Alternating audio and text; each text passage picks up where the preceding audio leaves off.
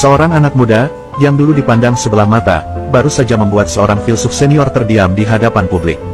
Dan saat itulah, gelombang pertama kekalahan moral mulai menerpa Rocky Gerung. Bukan karena ia tak punya argumen, tapi karena lawannya menjawab dengan sesuatu yang tak bisa dilawan, kebenaran yang disampaikan dengan adab. Usai duduk, Gibran menatap moderator dan berkata, "Izinkan saya menambahkan bukti, bukan asumsi." Moderator mempersilakan, dan layar besar di belakang panggung kembali menyala. Kali ini, bukan hanya dokumen, tapi rekaman video lama dari dosen-dosen UGM, arsip pengumuman kelulusan, hingga hasil penelitian jurnal yang membahas kronologi pendidikan Presiden Jokowi ditampilkan satu persatu, lengkap dan tak terbantahkan.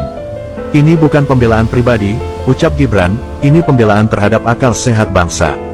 Jika kita terus membiarkan hoaks merajalela, maka pendidikan kita dirusak bukan oleh orang bodoh, tapi oleh mereka yang merasa paling pintar." Kalimat itu menghujam tepat ke dada Rocky, dan mungkin ke para pendukungnya yang masih setia mengangkat isu usang tersebut. Sorotan kamera berpindah ke Rocky. Wajahnya kini mulai menunjukkan perubahan.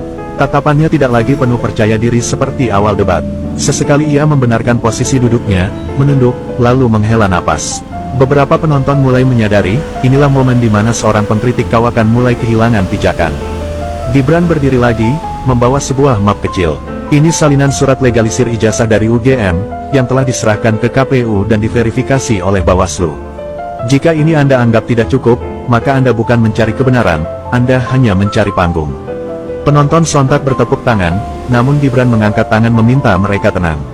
Ia tidak sedang mencari tepuk tangan, ia sedang menegakkan martabat. Tak berhenti di sana, Gibran lalu membacakan kutipan dari undang-undang, pasal tentang penyebaran hoaks dan sanksinya. "Saya tidak akan melaporkan Anda, Pak Rocky. Tapi rakyat bisa, negara bisa, jangan jadikan kebebasan berpendapat sebagai tameng untuk melukai kebenaran." Ucapannya tenang, namun menggigit seperti pisau bermata dua. Rocky akhirnya bicara, namun kali ini nada suaranya tak lagi lantang. "Saya hanya menyuarakan keresahan publik," katanya, nyaris seperti pembelaan, bukan argumen. Tapi Gibran tak langsung menanggapi. Ia menunduk sejenak, lalu menatap Rocky dengan pandangan tajam, bukan sebagai anak muda, tapi sebagai wakil kepala negara. "Jika keresahan publik adalah alasan Anda," Gibran menimpali, "maka tanggung jawab intelektual Anda seharusnya mengklarifikasi, bukan menyebarluaskan keraguan yang sudah terbantah. Intelektual bukan provokator, Anda terlalu pintar untuk pura-pura tidak tahu batasnya." Seketika, ruangan senyap, suara air pun terdengar jatuh di gelas kaca. Dan pada saat itu, publik sadar, debat ini tak lagi seimbang. Gibran tak hanya membantah, ia mengadili dengan bukti, logika, dan martabat. Sementara Rocky, mulai kehilangan alasan untuk tetap berdiri di panggung kebenaran yang sudah tak lagi memihaknya. Sorotan kamera perlahan memperbesar wajah Rocky Gerung. Untuk pertama kalinya malam itu, ia terlihat terdiam lebih dari 2 menit, matanya menerawang ke arah layar yang menampilkan bukti-bukti resmi. Tangannya menggenggam mikrofon, tapi tak ada kalimat yang keluar. Publik menyaksikan momen langka, seorang orator yang biasanya tajam, kini keluh di hadapan seorang wakil presiden muda yang menjawab dengan ketenangan seorang negarawan. Gibran tak menekan, ia justru mengambil langkah berbeda.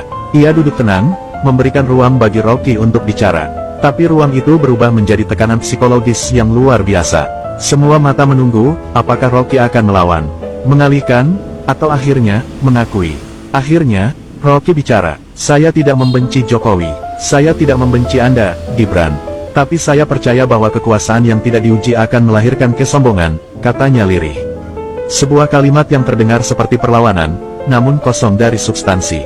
Tepat saat itu, Gibran mengangguk pelan, lalu menjawab dengan tenang, "Tapi pengujian harus dengan data, bukan dengan dugaan. Anda bukan penggugat di pengadilan, Anda pendidik publik. Jangan turunkan kualitas bangsa dengan isu yang basi." Ucapan itu disambut riuh tepuk tangan penonton, kali ini lebih keras. Moderator sempat meminta audiens tenang, tapi euforia sulit dibendung. Di media sosial, tagar-tagar Gibran melawan hoaks langsung jadi trending nomor 1. Potongan video kalimat Gibran mulai disebar luas dengan caption, "Intelektual bukan provokator." Beberapa tokoh yang duduk di kursi kehormatan, termasuk mantan rektor, budayawan, hingga tokoh agama, terlihat mengangguk setuju. Di kursi paling belakang, seorang ibu muda menangis sambil berbisik, "Akhirnya ada pemimpin muda yang bisa jawab fitnah dengan kepala dingin." Kalimat sederhana, namun mencerminkan perasaan jutaan rakyat malam itu. Gibran berdiri lagi, kali ini tidak untuk menyerang, tapi menutup debat. "Saya tidak ingin membuat Anda kalah, Pak Rocky. Saya hanya ingin bangsa ini menang atas kebodohan yang dikemas seolah kebenaran. Mari kita akhiri debat ini dengan satu prinsip, kita boleh berbeda pendapat, tapi tidak boleh berbeda komitmen pada kejujuran. Rocky tak menjawab, ia menatap Gibran lama, lalu menunduk. Kamera menangkap detik-detik kekalahan moral yang sunyi. Tanpa gemuruh, tanpa perlawanan. Tapi justru karena itulah momen itu begitu menghentak, ketika debat bukan dimenangkan dengan teriakan, tapi dengan ketegasan yang dibungkus kesantunan. Dan malam itu, sejarah mencatat, panggung yang awalnya disiapkan untuk memuji Gibran, justru menjadi saksi kebangkitan seorang pemimpin muda yang menjawab fitnah dengan martabat. Setelah suasana tenang, moderator menutup sesi debat dengan mengucapkan terima kasih kepada kedua narasumber. Namun, Gibran belum duduk. Ia berdiri sejenak di panggung, lalu mengangkat mikrofon kembali. Sebelum saya undur diri, izinkan saya bicara satu hal yang lebih penting dari ijazah, lebih penting dari debat tentang etika kekuasaan. Seluruh ruangan kembali hening. Kamera televisi nasional mengarah penuh ke wajah Gibran. Ia tampak tak lagi sekadar menjawab Rocky Gerung. Kini ia berbicara pada bangsa. Kekuasaan tanpa etika akan menciptakan ketakutan. Tapi etika tanpa kekuasaan akan dilecehkan. Tugas kita, generasi muda, adalah menyatukan keduanya, agar negara ini tak lagi mudah digoyang oleh fitnah.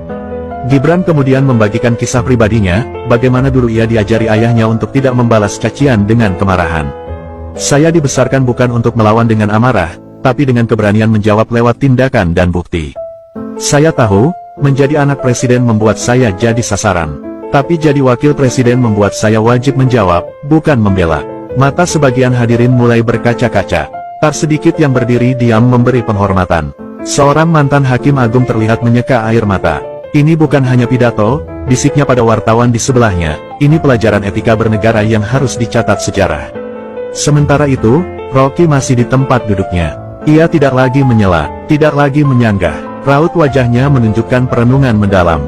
Barangkali, di balik tatapannya yang biasanya tajam, ada kesadaran bahwa malam ini ia telah bertemu lawan sepadan, bukan dalam hal usia, tapi dalam kejernihan berpikir.